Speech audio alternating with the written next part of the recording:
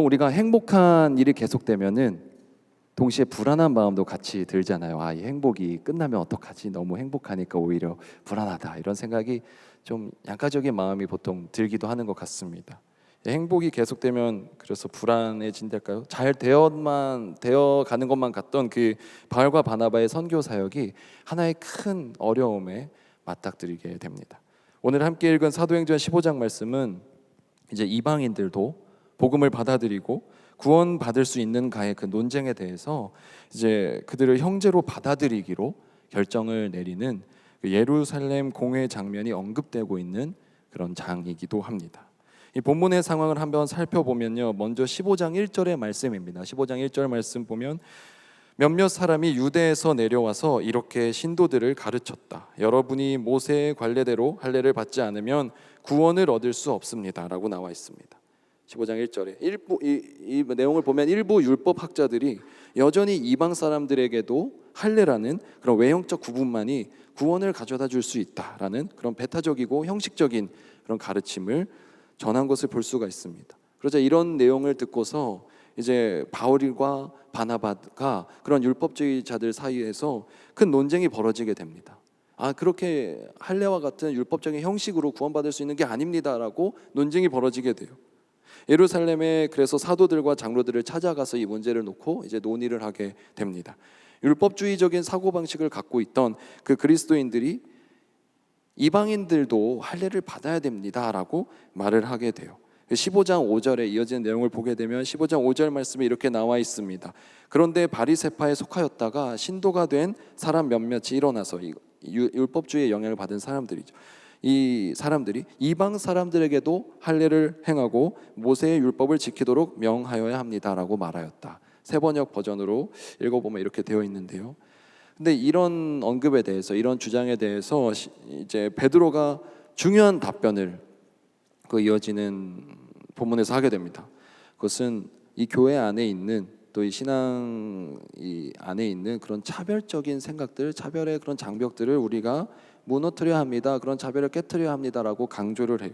그것이 바로 15장 9절과 10절의 말씀입니다. 15장 9절과 10절에서 이렇게 베드로가 말을 하고 있어요. 하나님께서는 그들의 믿음을 보셔서 그들의 마음을 깨끗하게 하시고 우리와 그들 사이에 아무런 차별을 두지 않으셨습니다. 그런데 지금 여러분은 왜 우리 조상들이나 우리가 다 감당할 수 없었던 멍에를 제자들의 목에 채워서 하나님을 시험하는 것입니까? 라고 반문을 합니다. 다시 정리해 보면 하나님께서는 그 이방 사람들의 믿음을 보셔서 구원을 주시는데 왜 율법주의자 당신들은 본인들도 잘 지키지 못하는 그런 율법적인 형식들을 가지고 이 사람들에게 새로운 멍에를, 새로운 짐을 지우려고 하는 것입니까? 라고 물어보고 있는 것이죠. 베드로는 이렇게 율법주의자들의 그런 생각에 대해서 일침을 가하고 있습니다. 사실 당신들도 그렇게 못 지키면서 살고 있지 않느냐. 이미 본질은 상실되고 그리고 껍데기만 남은 그런 신앙의 문제점들을 알고 있으면서도 왜 그것을 반복하려 하느냐라고 물어보고 있는 것이죠. 그러면서 이어지는 그 본문에서 보면 중요한 말을 하게 됩니다. 우리는 그들이라고 하면 즉 이 이방인들이 유대인인 우리와 동일하게 똑같이 주 예수의 은혜로 구원받는 줄을 믿습니다. 이렇게 말을 합니다. 이 언급은 다시 다른 말로 바꿔서 생각해 본다면 베드로가 자신의 기득권을 포기하는 장면입니다. 그 전까지만 해도 구원이라는 것은요, 복음을 받아들일 수 있다는 것은요, 하나의 특권과도 같은 것이었어요. 왜냐하면 아무나 그렇게 구원을 받아들일 수 있는 것이 아니라 오직 선택받은 자기들, 선택받은 하나님의 백성들, 유대인들에게만 가능한 것이었으니까요. 그런데 베드로가 먼저 이것에 대해서 우리만 구원을 받을 수 있는 것이 아니라 저 이방 사람들도 구원을 받을 수 있으면 단지 하나의 조건만 같다면요, 믿음이라는 조건만 같다면 저들도 우리도 똑같이 하나님의 자녀가 될 수 있습니다라고 스스로 구원에 대한 특권, 신앙적인 특권, 종교적인 상황에 대한 특권들을 모두 포기하고 공유하고 내어놓는 것을 볼 수가 있는 것이죠. 자기 자신만이 구원으로 인한 생명, 자기 자신만이 구원으로 인한 기쁨을 누려서는 안 되고 이제 누구나 그것을 누릴 수 있어야 된다라고 말하고 있는 것입니다. 여기에는 어떠한 자격 심사도 없습니다. 커트라인도 없고 진입 장벽도 없는 것을 볼 수가 있습니다. 모두를 참여시키자는 것이죠. 모두를 그리스도의 사랑 안에, 예수 그리스도의 복음 안에, 그리고 그로 인한 구원의 기쁨에 모두를 참여시키자라는 것이었습니다.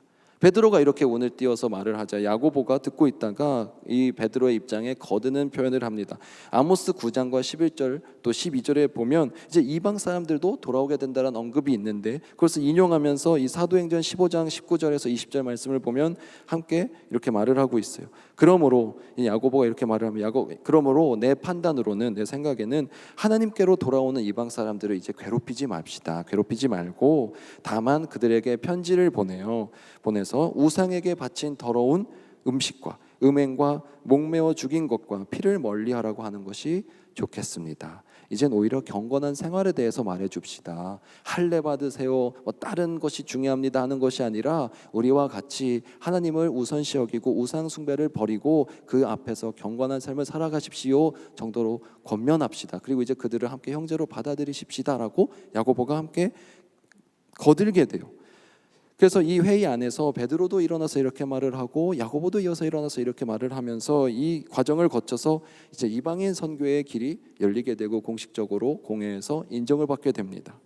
초대교회 안에 그래서 흐르고 있던 분위기는요, 그 기조는 우리의 벽을 넘어서 저들에게도 다가가자, 누구나 하나님의 복음을, 그 진리를 받아들일 수 있다라는 차별을 없애는 것, 평등과 약자를 배려하는 것, 소외된 사람을 없도록 하는 것, 모두를 수용하는 것, 이런 것들이 초대교회의 핵심 가치였다라고 볼 수가 있습니다. 그러니까 바울과 바나바는 오늘 본문에서 지금 싸우고 있는, 갈라서고 있었던, 사실 바울과 바나바가 익숙했던 초대교회의 모습은 서로를 이해해주고 용납해주는 그런 모습이었다는 것이죠.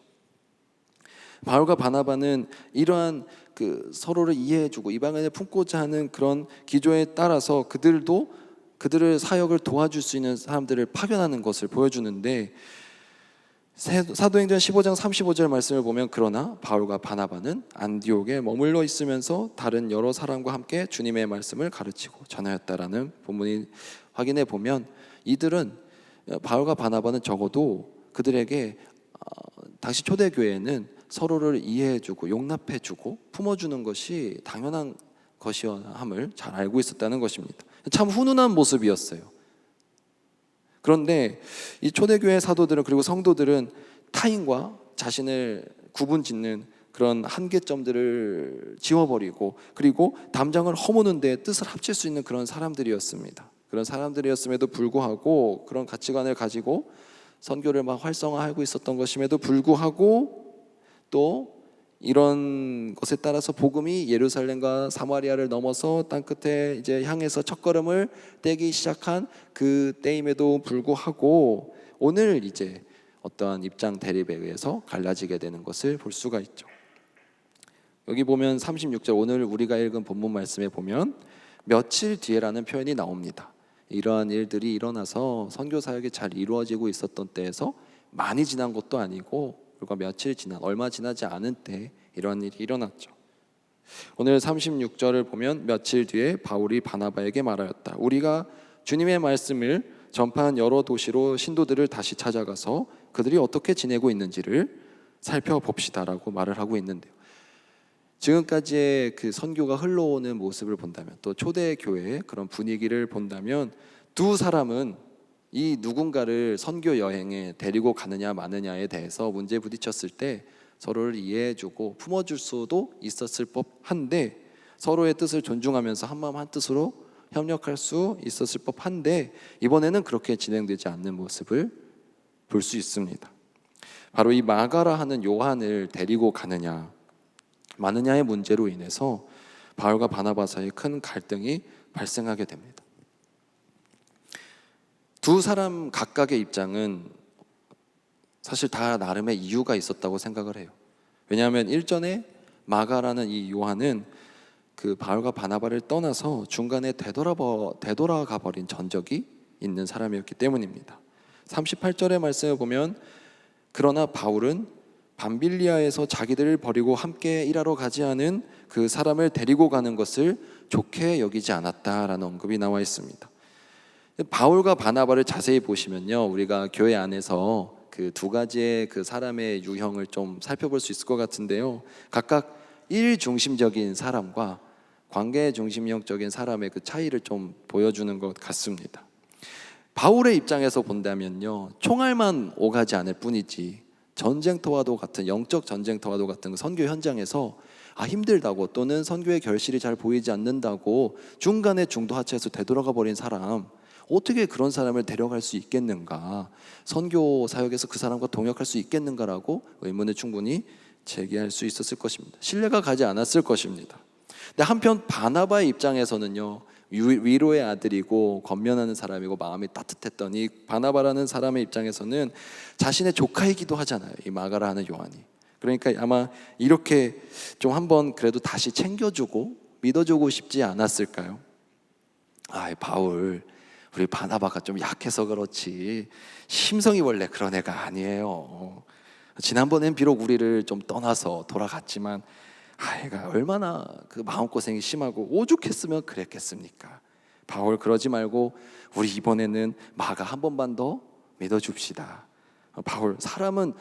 바울 그대는 사람은 안 변한다고 완고하게 말하지만 사실 따지고 보면 바울 그대도 하나님을 핍박하던 사람에서 이제는 하나님을 전하는 사람이 됐잖아요. 그러니까 우리 마가를 한번 믿어줍시다, 이렇게 아마 바나바가 말하지 않았을까. 그럼 바울은 또 그렇게 답변했겠죠. 사람 변하지 않는다고, 사람 고쳐 쓰는 거 아닙니다, 바나바. 맨날 그걸 감싸고 도니까 사람들이 그렇게 약하죠 하면서 이제 서로 입장의 차이가 좁혀지지 않았던 것 같습니다. 결국 두 사람은 크게 다툰 이후에 각자 갈 길을 가게 되는데요, 그래서 자신이 데려가고 싶은 사람을 이제 데려가게 됩니다.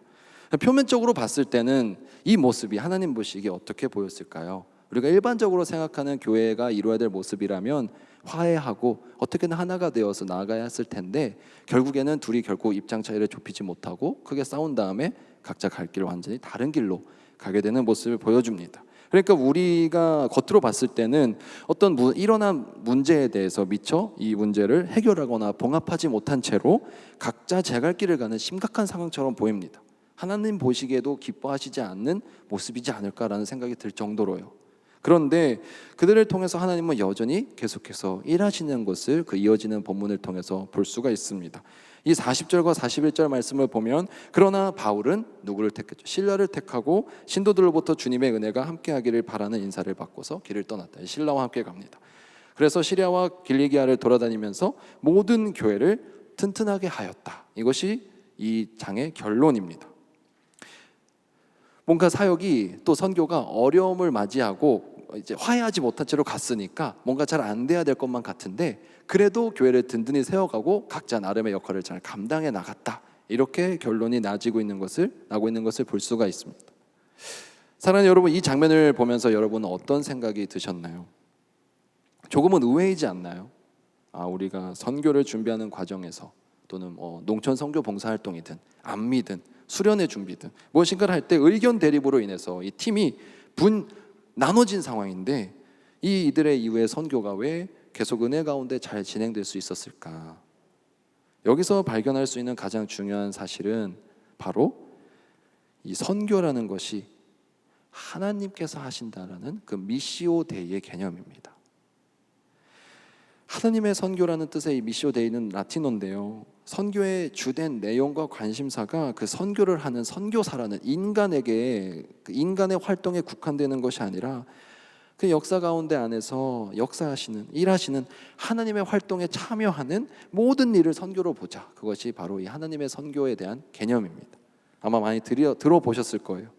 사랑하는 엑스브리츠 여러분, 근데 저는 이 관점이, 이 태도가 선교 여행 하나 가는 것뿐만이 아니라 우리 삶의 전반의 모든 영역에 우리가 가져야 될 태도라고 저는 생각을 합니다. 오늘 본문이 말하고자 하는 거는요, 그러니까 싸워도 괜찮더라, 좀 갈라져서 갈 길을 가도 하나님이 도우시더라는 차원이 절대 아니고요, 이것을 통해서 우리가 확인할 수 있는 것은 결국엔 모든 선교의 과정, 모든 사역의 과정, 그리고 우리 삶의 모든 과정을 결국엔 하나님께서 일하고 계시다라는 것을 기억하기를 바라는 것이 이 본문에서 말하고자 하는 것입니다. 어찌되었든 일만 잘 진행되면 된다라는 것도 아닙니다. 좀 갈등이 어느 정도 있어도 묻고 가도 괜찮다라는 말도 아니고, 결국에는 하나님께서 하신다라는 것을 보여주고 싶은 것입니다. 우리가 겉으로 보기에 좋아 보여도 하나님께서 하시지 않으면 그 사역이 실패를 할 것이고요. 우리가 겉으로 봤을 때는 문제가 있어 보여도 하나님께서 하고자 하시면 된다라는 것이, 그러니까 모든 결과는 사람에게 그 원인이 있고 그 이유들이 있는 것이 아니라 하나님께 모든 원인과 이유가 있다라는 것을 이 본문을 통해서 우리가 확인할 수 있는 것입니다.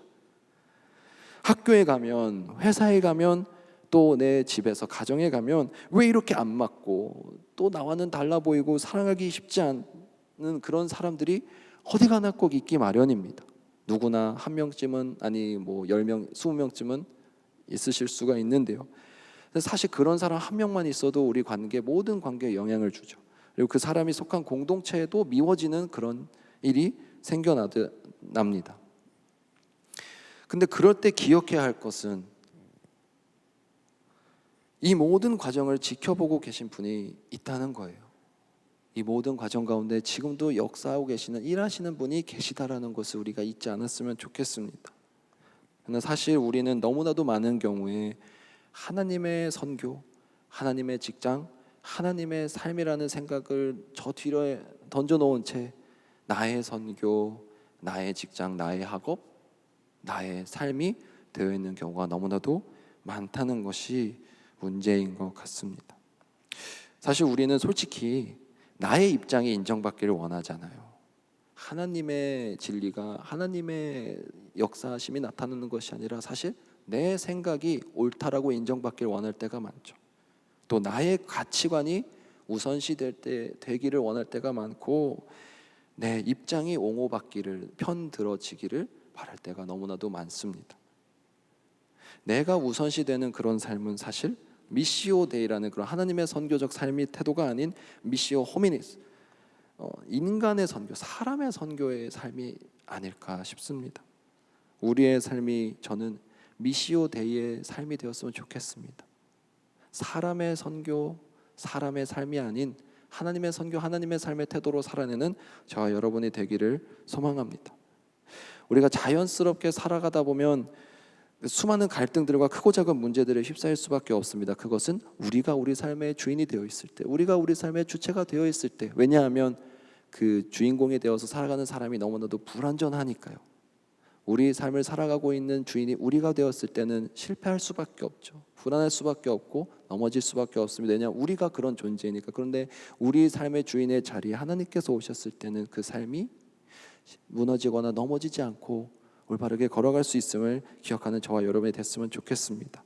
우리 한 주간 우리 삶에 대해서 나 김유한의 삶이 아닌 하나님의 삶이 사라질 수 있도록, 김성진의 삶이 아니라 하나님의 삶으로 사라질 수 있기를 우리가 간절히 소망해 보는, 각자 여러분의 이름 가운데 그 이름의 자리에 하나님의 이름을 넣을 수 있는 저와 여러분이 되기를 간절히 소망합니다. 그런데 이것의 시작이 저는 판단을 중지하는 것으로부터 시작된다고 생각합니다.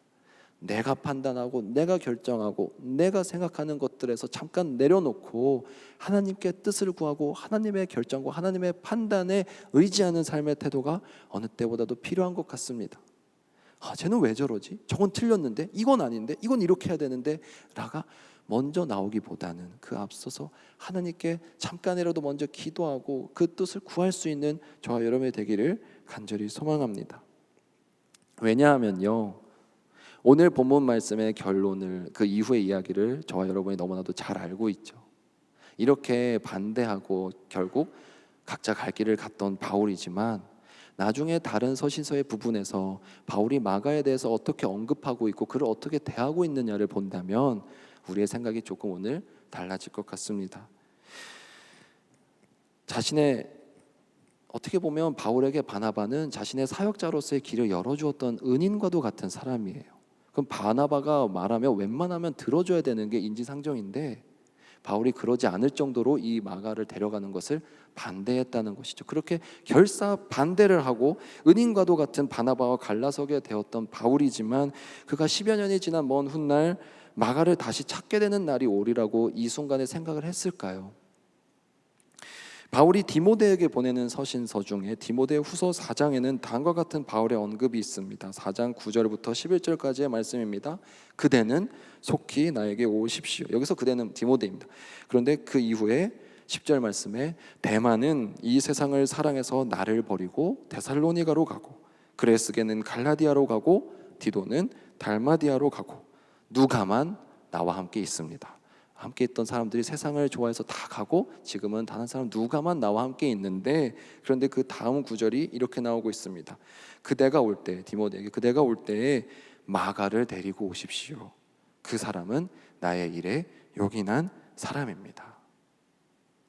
그렇게 반대했던, 그렇게 함께 가기 싫어했던 바울이 이제는 그 사람을 나에게 데려오십시오.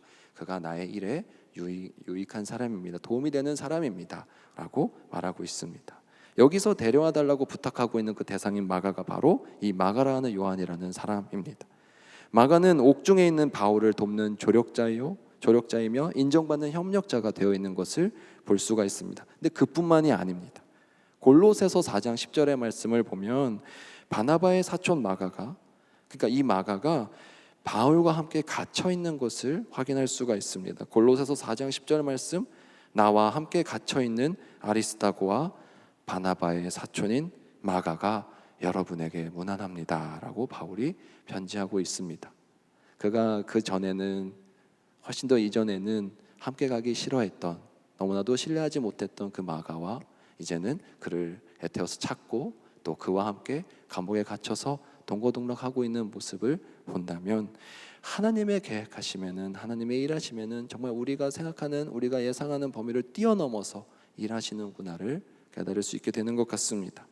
우리를 버리고 간 사람을 어떻게 믿냐고, 사람은 바뀌지 않는다면서 그와 함께 가기를 반대했던 바울, 그러나 결국 그 반대했던 이 마가가 바울의 1차 선교 여행 때는 도중에 고향으로 되돌아갔던 그 마가가, 그러나 그 역시도 하나님의 만져주심 아래에서 바뀌었듯이, 바울 스스로가 그렇게 바뀌었듯이 이제 더 성숙하고 깊이 있는 사역자로서 변해간 마가를 보면서 무슨 생각을 하게 되었을지 아마 저와 여러분이 짐작하는 바는 같을 거라고 생각합니다. 하나님이 이들과 함께 하셨던 또 다른 이유가 있다면, 바울과 바나바가 비록 갈라졌지만 계속해서 하나님께서 함께 해주셨다는 또 다른 이유가 하나 있다면, 그것은 오늘 읽은 본문 초반에 언급되어 있는 이 두 사람의 선교팀이 결성되었던 목적에서 찾아볼 수가 있습니다.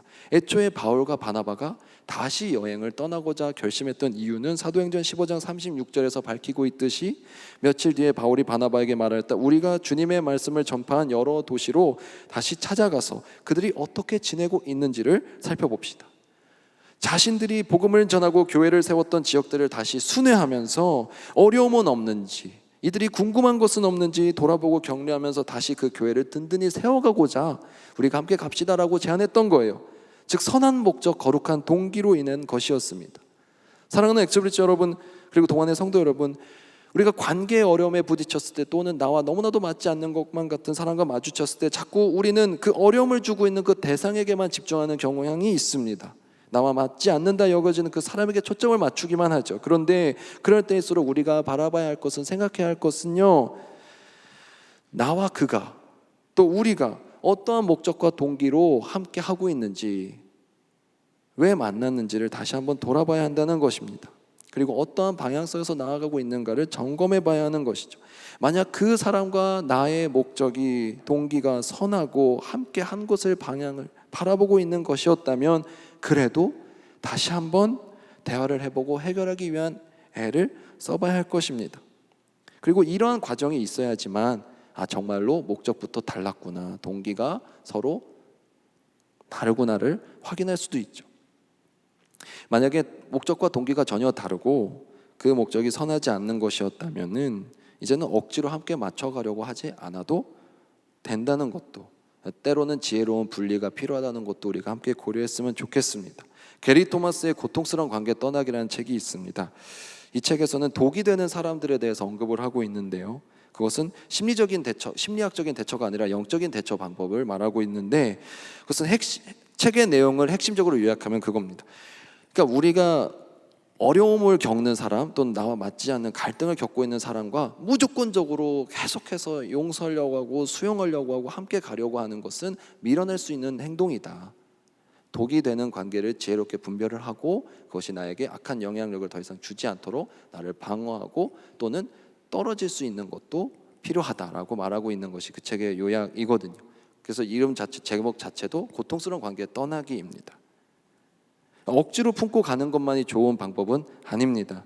그것은 기독교적인 방법도 아니에요. 그러니까 힘든 사람과 어떤 상황을 만났을 때는 가장 필요한 것은 먼저 목적과 동기, 그 방향성을 하나님의 뜻 안에서 비추어 보는 것이 가장 먼저 필요합니다. 그래야지만 이것이 떨어져야 하는 것인지 계속해서 같이 가야 하는 것인지를 먼저 판별할 수 있으니까요. 사랑하는 엑스프레스 여러분, 오늘 본문에서 바울과 바나바가 갈등을 일으켰던 그 빌미를 제공했던 이 마가라는 인물이 사실 저와 여러분이 너무나도 잘 알고 있는 중요한 인물입니다. 그 이유는 그가 어떤 책을 썼는지 여러분이 다 알고 계시죠? 예수 그리스도의 탄생 이후 고난과 부활의 그런 행적까지의 이야기를 다룬 인류 역사상 어떻게 보면 가장 많이 읽혔다고 할 수 있는 복음서 마태, 마가, 누가, 요한복음 중에 마가복음을 쓴 것이 누구일까요? 오늘 본문의 마가입니다. 저는 오늘 본문의 사건과 이후에 그 신약 성서에서 바울의 마가에 대한 언급, 그리고 마가가 이후에 살아갔던 삶의 그런 행적들을 보면서 내가 누군가에게는 마가처럼 여겨질 수도 있고 또 때로는 내가 바울이 될 수도 있겠구나 하는 생각이 들더라고요. 누군가에 대해서 내가 반대를 하고 있는 바울이 됐다가도 또 내가 누군가의 그런 신뢰를 받지 못하고 비난을 받고 있는 마가도 같은 상황이 처해질 수도 있다. 우리는 그러니까 항상 마가로 살기도 하고 바울로 살아가기도 하고 있구나라는 것을 깨닫게 되는 것 같습니다. 사랑하는 여러분, 우리가 이런 부분을 한 번 더 다시 돌아볼 수 있으면 좋겠습니다. 하나님의 뜻 안에서 그 놀라운 역사를 기대하면서 지금 당장은 내가 너무나도 틀렸다 보이고 맞지 않는다 보이는 그 사람조차도 하나님께서 놀랍게 쓰실 수 있다는 것을 기억하면서 그 사람을 다시 한번 바라봐 주셨으면 좋겠습니다. 그리고 동시에 그러한 사람이 바로 내가 될 수도 있다는 것을 스스로에게도 적용시키셨으면 좋겠습니다. 우리는 다 때로는 그저 포기하고 돌아가는 사람일 수도 있지만 그 이후에 시간이 지나서 더욱더 성숙하고 자라나는 사람이 될 수도 있다는 것을 스스로에 대한 기대 또한 가지셨으면 좋겠습니다. 그러니 관계적인 어려움이 찾아왔을 때, 상황의 어려움이 찾아왔을 때 먼저 기억하고 바라봐야 하는 것을 잊지 않으셨으면 좋겠습니다. 그것은 그 대상, 그 상황이 아니라 하나님을 먼저 바라볼 수 있는 저와 여러분이 되었으면 좋겠습니다. 오늘 주보 제목을 보시고 많은 분들이 이게 뭐냐라고 물어보시더라고요. 근데 한글로 읽으면 여러분들이 잘 알고 있는 단어 미장센입니다. 프랑스어인데 연극과 영화 등에서 연출가가 무대 위에 모든 시각적인 요소를 배열하는, 어떻게 보면 작가의 의도를 포함하는 그런 장치들을 의미를 하는데요. 미장센, 그러니까 여러분들이 겪고 있는 지금 삶의 이 순간들, 이 자리들, 이것을 하나의 장면이라고 생각해 봤을 때 모든 것 하나하나가 그 하나님이라는 작가의, 하나님이라는 연출가의 의도와 계획과 뜻이 있다라는 것을 기억하셨으면 좋겠습니다. 여러분들의 삶 가운데 만나고 있는 사람들, 여러분들이 겪고 있는 어떤 많은 상황들, 그 하나도 의미 없이 여러분들에게 찾아온 것 없을 것입니다. 그것이 기쁜 일이든 힘든 일이든, 그것이 어려운 일이든 쉬운 일이든 하나님께서 그것들을 모두 계획하고 여러분들에게 보내주셨다는 것을 기억하고 우리가 그 하나님을 먼저 기억할 수 있는 미시오 데이의 자세로 살아낼 수 있기를 간절히 소망합니다. 여러분들 지금 여러분들 마음 가운데 정말로 사랑하기 힘들고 또 어려운 어떤 사람이 있을 수도 있고 내가 처한 상황이 될 수도 있습니다. 그러나 그것이 왜 지금 우리가 그것을 겪고 있는지, 왜 지금 나에게 이렇게 힘든 일이 찾아왔는지 그것은 하나님만이 알고 계시죠. 그러나 하나님만이 알고 계시지만 반드시 하나님의 계획대로 또한 가장 선한 길로, 가장 올바른 길로, 가장 여러분에게 필요한 길로 인도해 주실 것임은 확신합니다. 여러분들의 상황 가운데 그런 믿음과 그런 소망이 사라지지 않기를 간절히 소망하고 축복합니다. 함께 기도하시겠습니다. 사랑의 하나님 아버지, 우리가 지금은 당장 눈앞에 보이는 상황으로는 너무나도 해결이 될 것 같지 않고 어려워 보이는 많은 관계와 일들이 있습니다. 그러나 하나님 아버지, 시간이 지나서 하나님께서 원하시는 때, 하나님께서 원하시는 방법으로 이루어져 가는 것들을 볼 때 나의 삶에 처한 이 어려움과 많은 상황들도 하나님의 뜻으로 이루어질 것을 신뢰하며 나아가고자 합니다. 주님, 힘들고 어려운 상황 속에서 좌절하고 실망하기보다는 주님 의지하면서 나아갈 수 있는 우리 모두가 되게 하여 주시옵소서. 주님, 참으로 사랑하기 힘든 어려운 사람이 있습니다. 정말 나의 마음을 어렵게 하는 지금 상황에 있습니다. 주님, 그러나 이 역시도 주님께서 나를 지켜봐 주시고 나와 함께해 주심을 믿고 의지하며 나아가오니 주님, 이 관계를 해결할 수 있을 지혜와 이 상황을 헤쳐나갈 수 있는 용기를 허락하여 주시옵소서. 주님, 이 관계와 이 상황의 어려움으로 인해서 내가 넘어지고 실패하고 주님을 멀리하는 것이 아니라 다시 한번 주님께로 돌이키고 주님과 더욱 가까워질 수 있는 우리 모두가 되게 하여 주시옵소서. 우리 삶의 모든 상황과 관계들을 주님께 맡겨드리며 이 모든 말씀 우리를 사랑하시는 예수 그리스도의 이름으로 기도드립니다. 아멘.